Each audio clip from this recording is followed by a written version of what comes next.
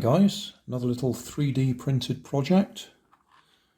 You might recognise the general shape of the chassis. That's one I've been using for my balloon powered cars. I just wondered whether I could convert it and put a propeller on it for a rubber band powered propeller driven car. I need to trim this propeller up a bit because it's got all the support layers on it, but I'll trim that up. I probably need something a bit thicker than this paper clip, but I'll try that. That's the shaft. I'll see if we can get it to go. Okay, so I've bent my paper clip to give us a standard sort of diamond shape at that end, and at the other end there's just a little hook there because I've got a little slot in the end of the propeller hub there to hold it in place, so we can wind it up. It's a very short band, so it's not going to go for very long.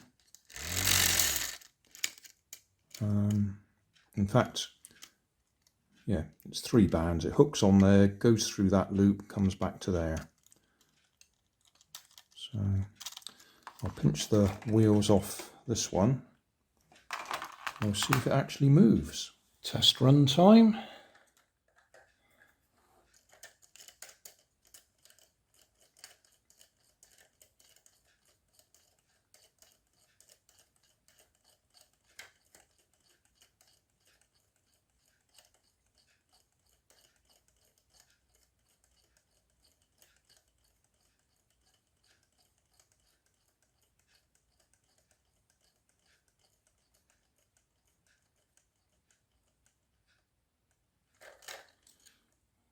Okay.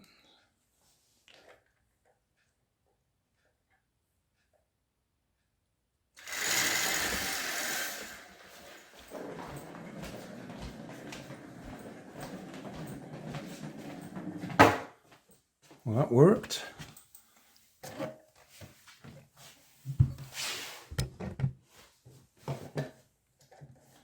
I'm not actually counting the number of turns.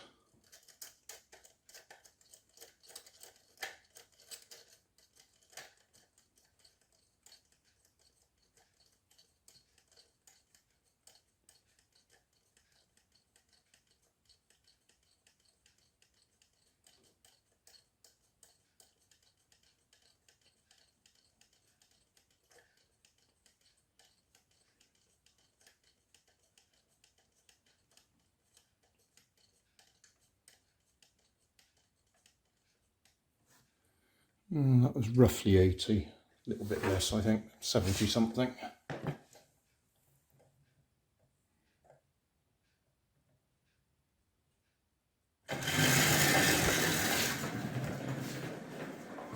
It's only a short burst of power at the beginning, and then it has to freewheel the rest of the way, but it's doing it.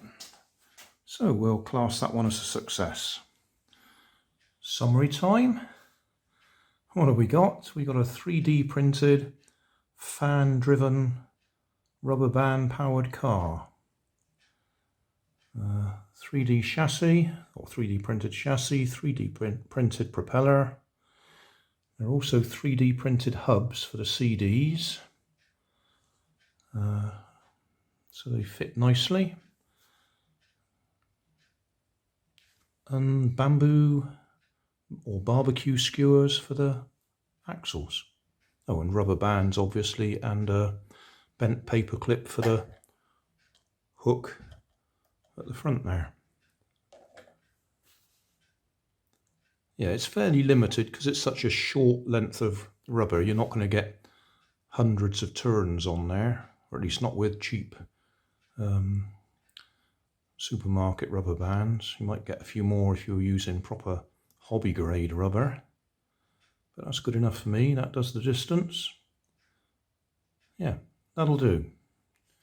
Check the video description. There'll be a link to the Tinkercad file if you want to print it yourself and have a go.